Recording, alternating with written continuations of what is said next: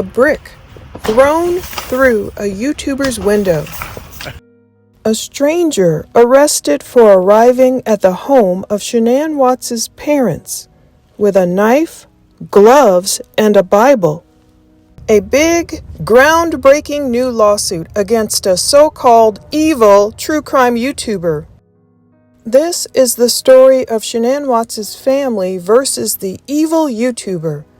A big 2025 lawsuit win, a brick thrown through a YouTuber's window, and the recent arrest of a man who showed up at the parents' home of Shanann Watts. It's been nearly 8 years since the shocking Watts family tragedy in Colorado.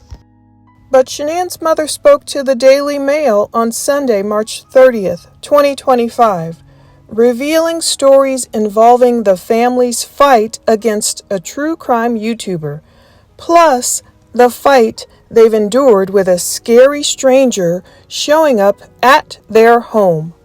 The Daily Mail, the Times, and the YouTuber himself have all posted fascinating updates, detailing recent happenings in the wake of family annihilator Chris Watts committing the crime of the century against his own family. The crime that launched 1,000 podcasts. When Shanann Watts, who was 15 weeks pregnant, disappeared with her 2 young daughters, Bella and Celeste Watts, on Monday, August 13th, 2018, the news spread like wildfire, in large part due to the weird interviews that her husband, Chris Watts, would give reporters in front of their home in Frederick. Only 2 days later, by Wednesday, August 15th, 2018, Chris would at least admit to killing his wife, but he cowardly concocted a story of how he only killed her because she was harming their girls. The police and the public at large didn't buy it. There's no way Shanann would do that to her own children. As soon as Chris confessed that he buried Shanann in a shallow grave and squeezed the girls into oil tanks on land where he worked, the horrific nature of the crime made the case go viral. Netflix, YouTube, and TikTok, oh my. Many true crime sleuths followed this case very closely, covering Chris's guilty plea and his eventual confession to taking out his entire family to detectives who visited him in a Wisconsin prison in 2019. The Netflix documentary titled American Murder: The Family Next Door premiered in 2020. Now, more than 7 years after the tragedy, true crime followers are still just as interested in the case, proven by all the attention gained by a recent sighting of Nicole Kessinger, Chris's mistress, at a funeral in 2025. And Shanann's family is still reeling from what they call the most devastating thing a family can ever go through. Interestingly, the Daily Mail, which is known to cover tons of breaking news true crime cases, puts it this way. Yet, as this family soon found out, nowadays this agony is often magnified by so-called armchair detectives who have sprung up in recent years on blogs, YouTube, and TikTok. These people make a living by trawling over the misery of others, and while the crime may not have occurred in the U.S., it was a British ghoul who pushed Shanann's family over the edge. The case of the Watts family versus the armchair detective. The Daily Mail went on to claim that speculation from armchair detectives has become a familiar feature of tragedy here, as seen in cases such as the disappearance of mother of 2, Nicola Bulley, 45, in January 2023, whose body was finally found in the River Wyre in Lancashire a month later. The publication goes on to ask, who could forget the social media frenzy as online sleuths picked apart the minutiae of not just her disappearance but her life, fueling the spread of outlandish theories. Nicholas' partner Paul told a documentarian last year, "You've got reality going on, but then they're watching it like a soap opera." Apparently, Shanann's family feels the same way. Shanann's mother, Sandra Ruchek, father Frank, and brother Frankie have witnessed the same frenzy over the coverage of the crime that affected their lives. Sandra told the Daily Mail on Sunday, "There's not 1 second we don't think about our family. Then, to deal with this, on top of that, it has been a living hell." The rag goes on to say that one name stood out for Shanann's family among the barrage of amateur sleuths. It was Alan Vinicombe, a 70-year-old grandfather and father of 3 who goes by the name the Armchair Detective, or AD for short. Alan, a former DJ and restaurateur who now plays poker, is not from Colorado, where the crime happened, or even North Carolina, where the Rucheks live. He lives in Somerset, England, where he presides over a bustling and potentially lucrative cottage industry built on scrutinizing tragedy. That's how the Daily Mail put it. Even though he was kicked off YouTube in 2023, he still operates on other platforms, and his most recent focus is the death of One Direction star Liam Payne. He has also covered cases including those of estate agent Susie Lamplugh, who vanished in 1986, newsreader Jill Dando, who was murdered in 1999, Jeffrey Epstein, and Chris Watts. The Armchair Detective videos that brought a lawsuit. According to court documents, Alan made at least 184 videos about the Watts case since 2018, sharing them with his nearly 80,000 subscribers on his old Armchair Detective Blue YouTube channel. But in February, Frankie secured a landmark legal ruling, winning a claim for harassment against Alan after a deputy high court judge ruled he'd failed to provide a compliant defense despite multiple opportunities. This week, in their first interview with British media, the Rucheks spoke about their agonizing ordeal at the hands of Alan and those like him. Sandra said, "The mental abuse has been so bad, it's hard to breathe sometimes. He has caused so much damage. Instead of being allowed to grieve, we were subjected to a different kind of cruelty. For years, Alan spread vile lies about our family, twisting the truth and turning our pain into entertainment." The Daily Mail claims that Alan claimed there was a sinister cover-up, implicating the Rucheks and suggesting that, had she lived, Shanann would have been against them. Then came his repeated slurs against Frankie, whom he branded a scammer and dishonest for his efforts to raise money to bring legal action against Alan. The hypocrisy of the Daily Mail's paywalled article. What I find most hypocritical about what the Daily Mail writes next is that their own article sits behind a paywall. In order to read it, the publication says you must subscribe to get the first month free, then pay just $1.99 per month.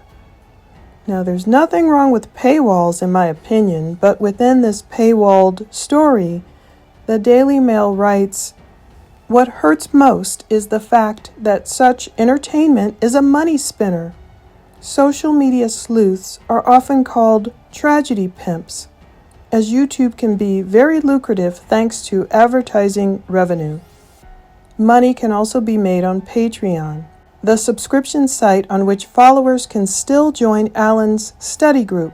Prices start at $4.50 a month, but you can pay up to $85 to become a sponsor partner, which earns you a monthly private audience with him. I didn't see all those prices.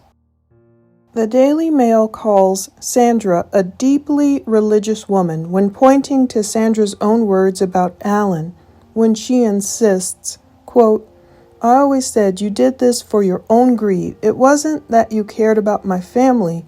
You saw money, and it's a shame. It's a God-forsaken shame." Now that Frankie's case was successful, Sandra feels like she's starting to heal, only in the past month. Sandra says, "It's like I lost 30 pounds off my shoulders, and I pray to God that this doesn't stop here, as I don't want another family to go through what we have been through." A marriage turned into an American horror story. Sandra could have never predicted the events of August 13th, 2018, when Chris Watts murdered his family. Nobody saw it coming, least of all Sandra. Shanann and Chris had been married for 6 years at that point, and life in the Watts home in the middle-class suburb of Frederick seemed idyllic to those on the outside. Shanann worked for a multi-level marketing company and constantly posted photos and videos of her family on Facebook. Sandra says of her daughter's marriage, "I've been married for 44 years, and it reminded me of when Frank and I were first together. Precious, beautiful." Eventually, stuff became strained in Shanann's marriage, highlighted when she stayed with her parents for 6 weeks while her husband stayed in the family home. Sandra says she was trying to FaceTime him, and he'd be sleeping or say, "Sorry, I was in the shower," or "I was working out." But we all know now that Chris was actually using the absence of his wife and kids to spend time with his mistress. When things came to a head, Chris took out his entire family and pretended he didn't know where they were. He would eventually be handed 5 life sentences, and Sandra remembers the moment she heard the worst details of his crime in court. Sandra said, "We did not know that my granddaughter Bella fought to stay alive, that she bit her tongue in several areas.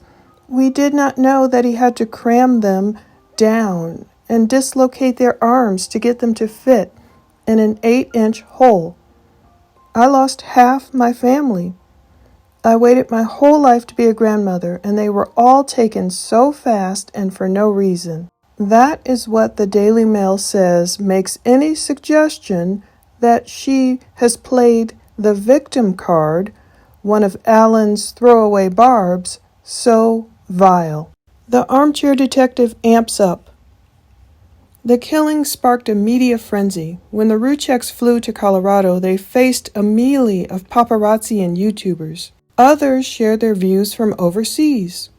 Now this is where the Daily Mail makes sure to call true crime creators untrained experts sitting behind screens, who might not have visited the scene, but they all had their own theories about what had happened and why. Nothing was above scrutiny, even Shanann's character. It wasn't long before the Rucheks noticed the armchair detective. Sandra says at first his videos were about what had happened. Then they became more pointed, questioning the neighbors and what they had seen. "My husband went on his channel and said, 'Please stop, stick to the truth.' Then the next thing you know, Frank got blocked. Then my son went on and said, 'Hey, you blocked my father,' but he carried on. He just wanted to keep going because he was getting views and making money. Then he started mocking the police, saying he could have done better. The more lies he spread, the more people searched." Sandra told the Daily Mail, 6.5 years and it has been awful.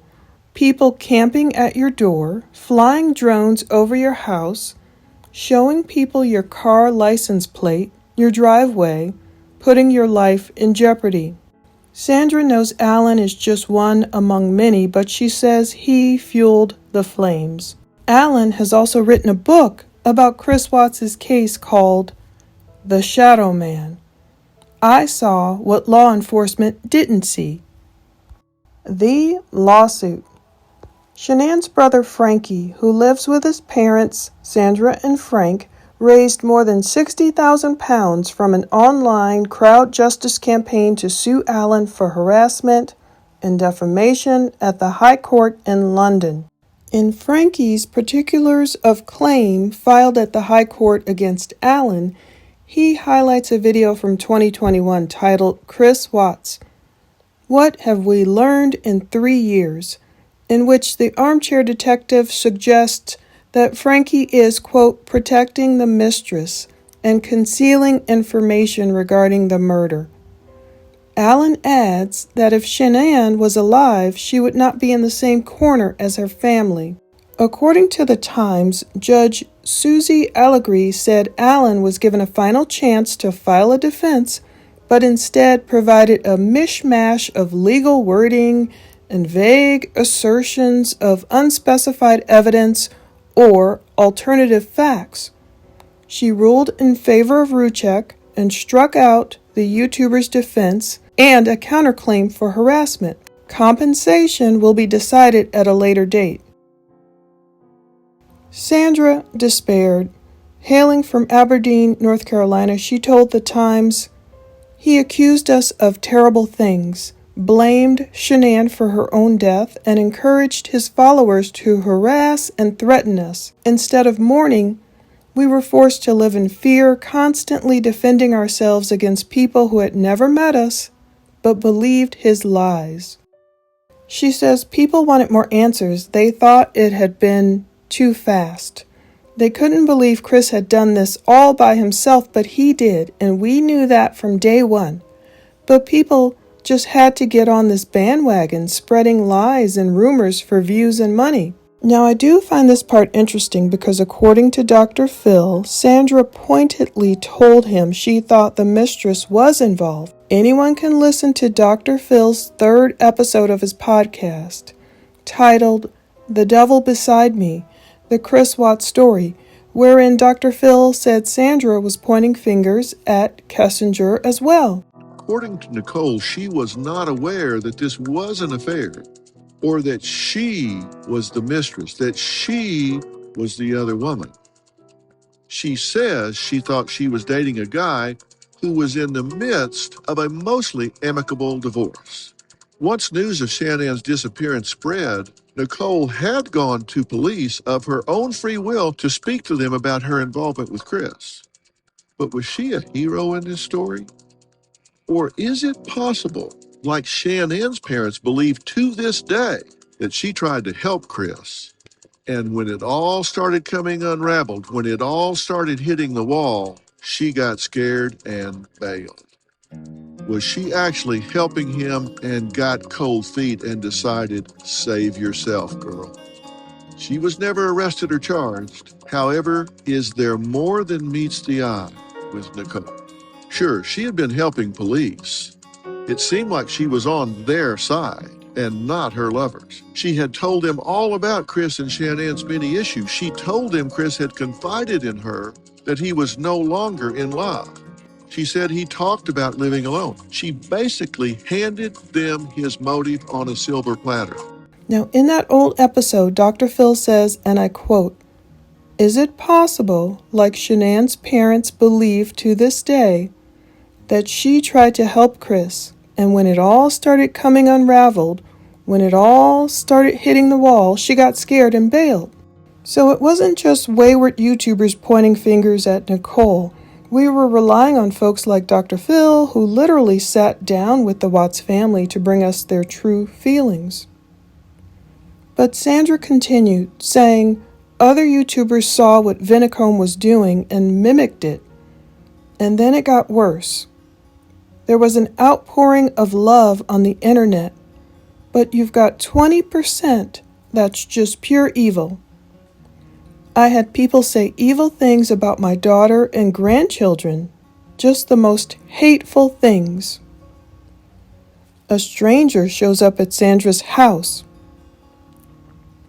Sandra doesn't want to dwell on what happened recently when a total stranger from Finland arrived at their home unannounced twice.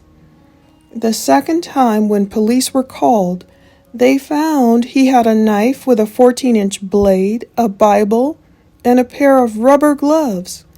He was arrested, pleaded guilty to felony stalking and carrying a concealed weapon, and after serving prison time was deported to Finland by the U.S. Department of Homeland Security. Sandra is not suggesting he was connected to Alan, but she is justifiably scared. Sandra says, if it wasn't for my faith, I don't think any of us would be standing. Sandra goes on to say it's impossible to ignore people like Alan. She says he made sure we couldn't ignore it. He tagged me, he tagged all of us. Anytime people searched our name, his channel would pop up. YouTube shuts down the armchair detective. The Daily Mail calls Alan's presence pervasive. The battle between the family and Alan only worsened when they tried to get his YouTube channel shut down for breaching community guidelines. Alan questioned Frankie's motivations for crowdfunding his legal fight. One video documented for the court even suggested there is no court case. As for YouTube, Sandra is at a loss. She says, I begged YouTube to stop him. He actually got worse when we hired British law firm Cohen Davis. While no court order was made for YouTube to step in, Alan's channel was suddenly closed in September 2023, after the case had started. Cohen Davis's director, Yair Cohen, says this wasn't just about winning a lawsuit. It was about proving that victims of online harassment have legal recourse and that people cannot use platforms like YouTube to terrorize families. Alan, who unsuccessfully counterclaimed that he had been harassed and denies all allegations of wrongdoing, told the court he had suffered immeasurable torment, abuse, and harassment. The armchair detective is speaking out, though. He told the Daily Mail on Sunday, I am drawing up an appeal. I am afraid I cannot comment further for legal reasons. However, a close friend says, Alan is not a bad person. He genuinely didn't mean any harm by Shanann's family. The friend said the situation had got out of hand, adding, a picture of a former address he was living at was posted by one troll, and it was attacked and a window was smashed with a brick. People have sent him funeral notices and even his children have been threatened. He feels people have really misunderstood him. He is a true crime junkie. His online style is very conversational. He just talks it all through on screen, saying, on the one hand this, on the one hand that. He doesn't take a position unless he has the evidence to back it up. He had no idea it would all spiral so out of control. He hasn't spoken about the case for 3 years, but still people post about it constantly. The internet and social media are so toxic. The Rucheks, meanwhile, are left to go on without precious family members, though Sandra feels their presence constantly. Sandra says, from the moment I wake to the moment I go to bed, they walk with me. The Daily Mail ends by writing, no wonder she wants action to be taken to stop those affected by tragedy from being victimized all over again. Now, for his part, the armchair detective posted a thoughtful, heartfelt video wherein he seems repentant and remorseful, perhaps. Take a look. Armchair detective. I've had an epiphany moment. It's been ongoing, to be honest with you. I nearly cancelled myself completely this morning off all platforms, right? And then I thought, as I suffer from anxiety, what are you going to do with the rest of your life if you can't speak to all the many, many, many, many people that supported me over the years? No. I've had enough. I've seen it. I'm in the papers. Everyone wants, all influencers, YouTubers, want to be famous, right? I'm famous, but not in a good way. I'm thinking, my God, I'm in national newspaper. This is what I've wanted for years. That means I can now be a voice, right? No, because evidently I'm evil. and making money out of crime. Where does that put Netflix? Where does that put all the podcasters? Where does that put the millions of YouTubers? Where does that put the multi-millions of TikTokers that talk about, let's say, any crime? Pick one. Liam Payne. Thousands of you talk about it and make all sorts of wild accusations, right? And then there's no comebacks, is there? There's no comebacks. So you think, I can say what I want. Free speech, right? Plead the Fifth Amendment or whatever it's called. It doesn't work that way. Because we forget one vital thing, true crime, and I'm a true crime junkie, you're a true crime junkie if you follow crime. Sometimes we forget that the people that die are real people, but they are real people with real relatives, and you have to think, what if that was my relative? And it's taken me all this time to realize we are doing harm. And it's not just me, evil armchair detective. It's not just evil armchair detective. It's evil you. But only me have been brought to book. In one particular case, I check out every crime the same way. I got taught by someone from Scotland Yard. You look at the inner piece first, right? Murder scene. Was it the spouse that killed the victim? Big suspect. You've got to eliminate that one first. If it's not that, was it anybody that was in the house at the time? You have to eliminate that. And then the circle goes out a bit further. You go, any family members? And you have to eliminate the family members. And that's what I do. That's my process. So this case, I concluded that the husband had strangled the wife. I concluded that. The trouble is, he said, I strangled my wife because she killed my children, right? So going, I have to look into that. I didn't believe it. And I eliminated the wife in this particular case by finding out the children were alive the next day, so it couldn't be the wife that did it. So I eliminated the victim from the inquiry, right? The family lived thousands of miles away. Eliminate the family for anything to do with it, right? So I'm left then with the only people left is the husband and the mistress. The motive was to kill his family, to live with the mistress. The mistress had a lot of things she needs to answer. And only to be hit years later that I am saying that the wife has something to do with it. No, I've never said that. And I've had to feel that pain now for 6 years. Now, I tell you again, I'm not going to talk about the case or name it, but I never implicated the victim in this case.